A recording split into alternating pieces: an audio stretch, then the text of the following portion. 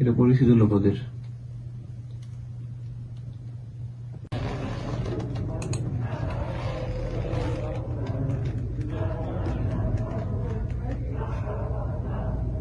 উলঙ্গ দেখা ধরছি না।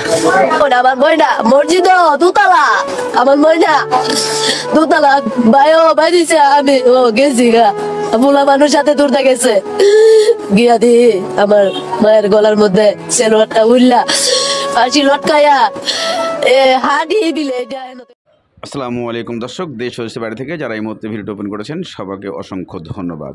দর্শক, প্রথমেই আপনারা দেখেছেন একটা ভিডিওর অংশ, দ্বিতীয় দেখেছেন আর একটা ভিডিওর অংশ। এখানে প্রথমে যে অংশটি দেখা হয়েছে সেই অংশটি সম্বন্ধে কথা বলতে গেলে আপনাদের অবশ্যই অবাক হয়ে যাওয়ার তথ্য।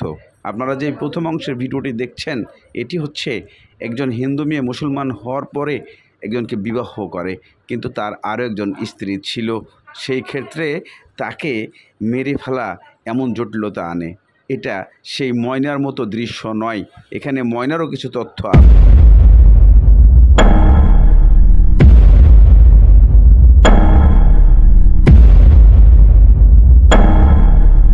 দূরদা বাইরিতে বাড়িতে হুজুর আছে আমাদের গেটের সামনে, আমিও গেটের সামনে। আমি হুজুর কি ক ময়না মসজিদ দুতলা, তাড়াতাড়ি চলেন, আপনি মা আপনি যান, আপনার মেয়ে উলঙ্গ অবস্থা, তাড়াতাড়ি গিয়া পুরেন। আমি উলঙ্গ দেখা ধরছি না। আমার ময়না মসজিদ দোতলা, আমার ময়না দোতলা ভাই দিছে, আমি গেছি গা বুলা মানুষ সাথে দূরটা গেছে গিয়া দি আমার মায়ের গলার মধ্যে সেলোয়ারটা উল্লা ফাঁসি লটকায়া হাডি দিলে। এটা এনতে রাখছে SS5 এর জুম, আমি দেখলাম সেলোয়ারের নিচটা দিয়া হাডিটার মধ্যে গিটু দিছে। আর সম্ভাবনা মনে গলাটা তো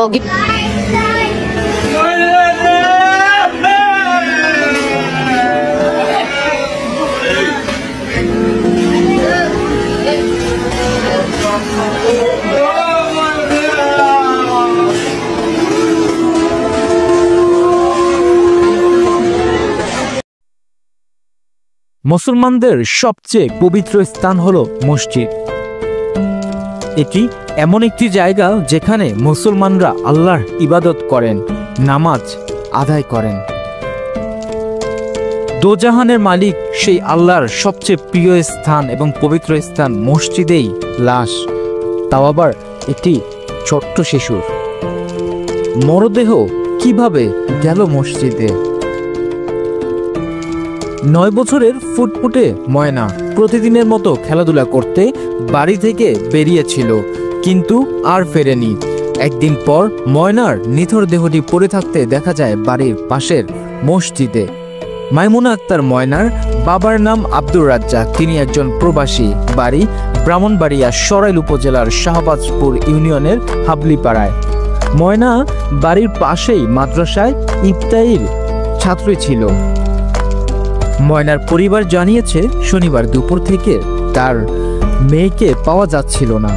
আশেপাশে বিভিন্ন জায়গা এবং পাড়া প্রতিবেশী ও আত্মীয় স্বজনের বাড়িতে অনেক খোঁজাখুঁজি করেও তার সন্ধান না পেয়ে পুলিশের দ্বারস্থ হন তারা। রাতে থানায় একটি জিডি করেন। এরপর একটি নির্ঘুম রাত কাটে ময়নার পরিবারের, কিন্তু মেয়েকে তারা খুঁজে পান না। রোববার সকালে বাড়ির কাছে মসজিদের দোতলায় ময়নার রক্তাক্ত মরদেহ পড়ে থাকতে দেখেন এলাকাবাসী।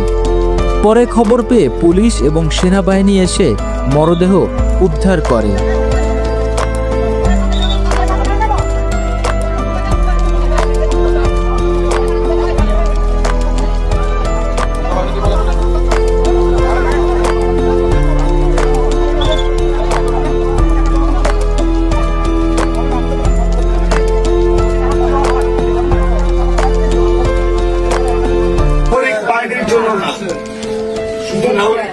এটা আমার এলাকা, এটা আমার বাড়ি, এটা আমার ঘর।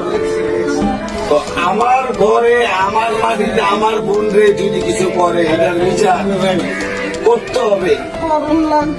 আর সবচেয়ে বড় কথা হচ্ছে জানেন, লাশটা পাওয়া গেছে কোথায়? আল্লাহর ঘরে। ময়নার মা নিপা আক্তার সাংবাদিকদের জানান, আমার মেয়েকে ধর্ষণের পর হত্যা করা হয়েছে। তিনি আসামিদের দৃষ্টান্তমূলক শাস্তি দাবি করেন।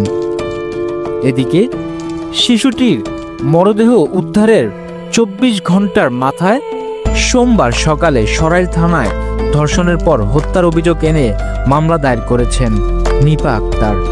মামলায় সুনির্দিষ্ট কাউকে আসামি করা হয়নি, বরং অজ্ঞাতনামা ব্যক্তিদের আসামি করে মামলাটি দায়ের করেছেন।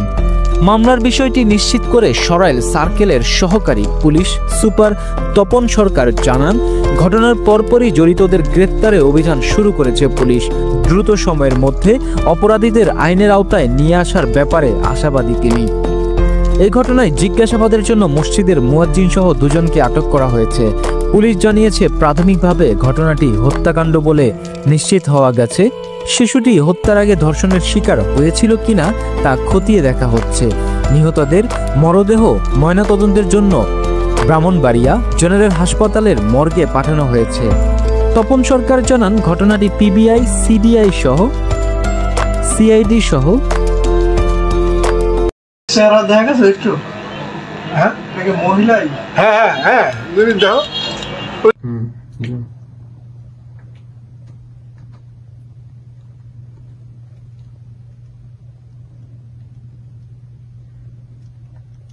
এটা পরিচিত লোকদের।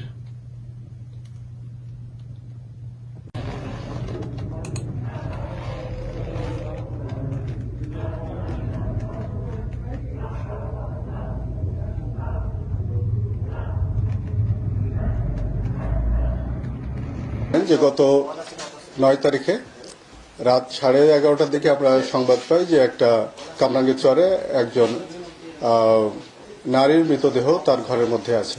এই সংবাদ পেয়ে আমরা ওখানে যাই, আমরা লাশ উদ্ধার করি। আমরা অনুসন্ধানে জানতে পারি যে তার হাজব্যান্ড যে ছিল তার নাম ছিল আকাশ, কিন্তু অ্যাকচুয়ালি তার নাম হচ্ছে সঞ্জিত সাহা। সে তার নাম পরিবর্তন করে এই মেয়েকে বিয়ে করে।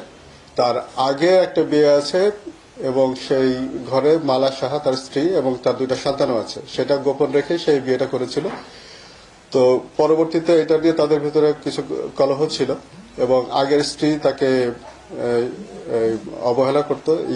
সঞ্জিত সাহা দ্বিতীয়বার বিয়ে করার ফলে আগের স্ত্রীকে অবহেলা করতো, সে ওই সংসারের খোঁজখবর নিত না। এটাতে সেই স্ত্রীর মনে কিছু ক্ষোভ ছিল।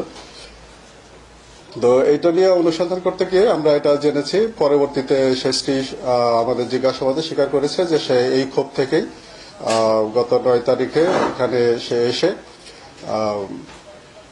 এই পরবর্তী স্ত্রী যে রোজিনা তাকে হত্যা করে এবং সে এই হত্যাকাণ্ডের হত্যা করতে গিয়ে সে হচ্ছে একটা কাঁচ, আয়নার কাঁচের টুকরো দিয়ে তাকে বিভিন্নভাবে কুপিয়ে হত্যা করে।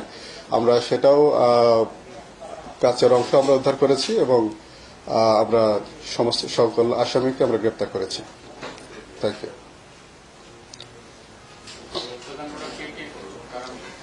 এটা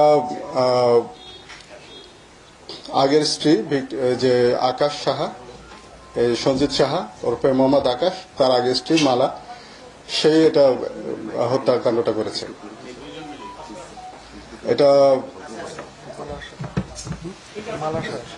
এটা মালা সাহা সে নিজেই করেছে। জি না, এটা ওইটা নিয়ে কোনো সমস্যা ছিল না। সমস্যা যেটা ছিল সেটা হচ্ছে সে তো তার নাম লুকিয়ে করেছে, কিন্তু আগের স্ত্রীকে ওই সংসারে সে আর কোনো খরচ দিত না বা খেয়াল করতো না, এই ক্ষোভ থেকেই মূলত।